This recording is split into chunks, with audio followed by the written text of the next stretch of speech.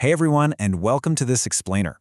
Today, we are diving into the explosive origin story of modern tech. We're going to look back in time and see exactly how a single, dramatic corporate mutiny basically laid the groundwork for everything we use today, literally from the very first microchips all the way up to the massive artificial intelligence boom we're living through right now. I mean, you really gotta wonder, right? How in the world does an angry labor dispute back in 1957 end up creating today's trillion-dollar AI industry?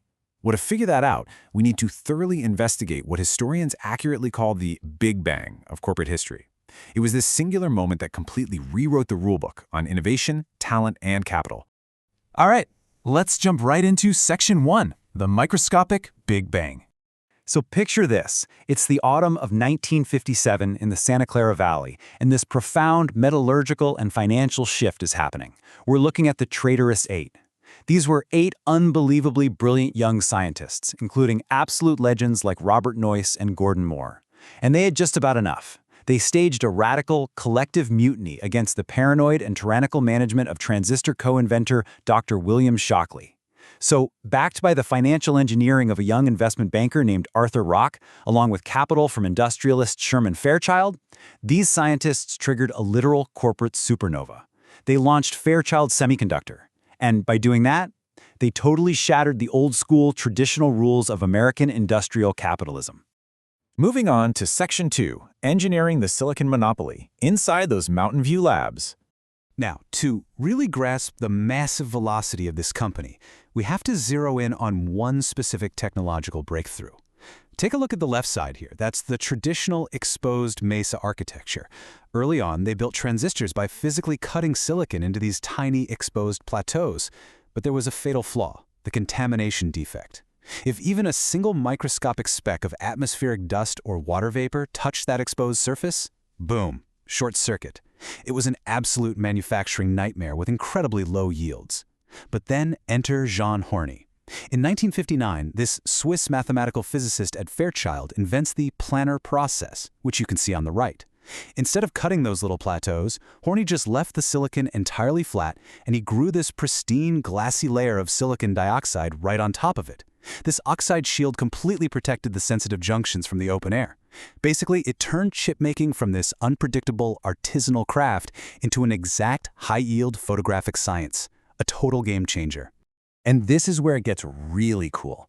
Robert Noyce takes one look at Horny's flat, glassy surface and has an absolute revelation. He realized, wait a minute, with this flat, planar process, engineers don't actually need to manually connect transistors using microscopes and tiny little tweezers anymore.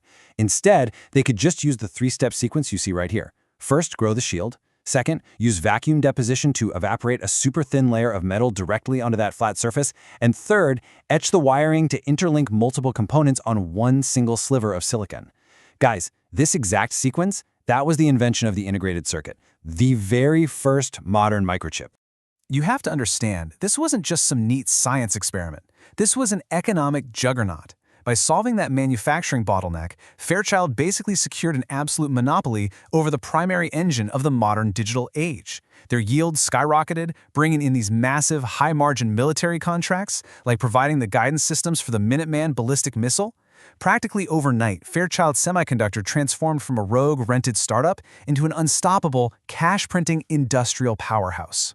But it wasn't all smooth sailing. Let's get into Section 3, the corporate culture clash.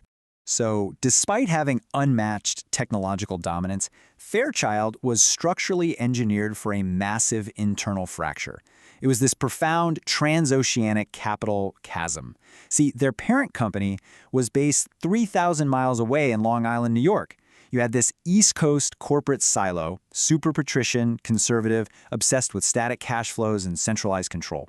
Honestly, they just wanted to use the West Coast profits to fund their legacy camera and printing businesses. But on the other side, out in the Mountain View laboratory, you had this dynamic West Coast startup matrix. These inventors thrived in a high-velocity, agile meritocracy. They were the ones taking the risks and inventing the future, and because of that, they demanded a radical reconfiguration of corporate rewards. Specifically, they wanted stock options. Robert Noyce completely understood where the true value of the company actually was. He kept marching into those stuffy New York boardrooms to demand widespread stock options for his teams. And his argument was simple but entirely revolutionary for the time.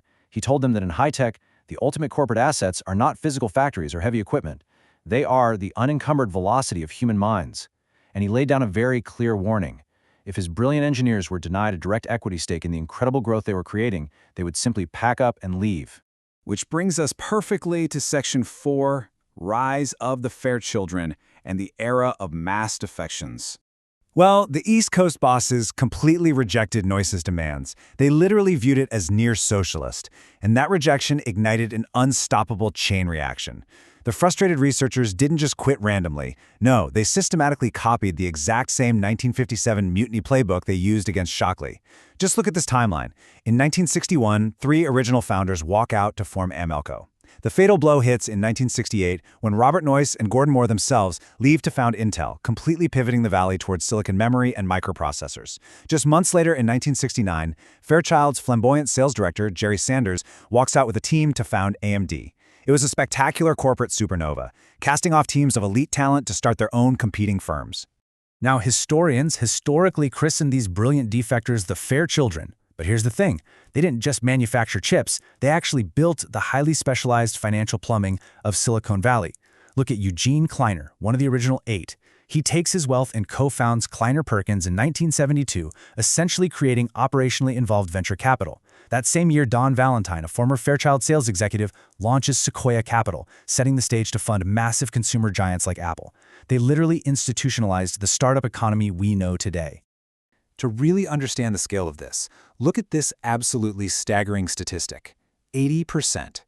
Back in 1971, tech journalist Don Hoefler, the guy who actually coined the phrase Silicon Valley, reported that out of the roughly 100 tech firms operating in the Santa Clara Valley at that time, over 80% of them traced their corporate lineage straight back to those original 8 founders of Fairchild. It was quite literally a genetic pipeline that seeded an entire digital civilization. Okay, finally, let's look at Section 5, the modern AI echo. Now, you might be thinking, okay, this is some fascinating mid-century history, but what does it have to do with me right now? Well, look at how perfectly today's AI industry mirrors the exact fragmentation script of the Fairchild era. Just as the traitorous 8 left Shockley, a core group of top researchers led by Dario and Daniela Amoti grew totally frustrated by the shifting commercial focus inside OpenAI back in 2021. So they staged a massive walkout to found Anthropic, focusing instead on algorithmic safety. It is the identical script of corporate rebellion. It's just been transplanted from the suburban fruit orchards of the 1950s South Bay straight into the hyper-dense urban hacker houses of modern San Francisco. And it all creates this completely unbroken loop of technology. Think about it. San Francisco's incredible software boom today relies entirely on the physical graphics processing units designed by NVIDIA down in Santa Clara. And NVIDIA's modern silicon architecture is printed using advanced optical lithography, which is the direct physical evolution of Gene Horney's 1959 planar process. We are still riding the shockwave of that microscopic Big Bang. So I want to leave you with this ultimate truth about Silicon Valley's self-fragmenting operating system. Sure, Fairchild died as a standalone corporate entity, but it achieved industrial immortality by proving one crucial thing: intellect cannot be chained to a single corporate hierarchy. Knowing that corporate rebellion and intellectual defection are permanent, vital features of technological progress, what kind of universe will this current AI supernova engineer next? Really makes you think, doesn't it? Thanks so much for joining me on this explainer, and definitely keep your eyes on the horizon.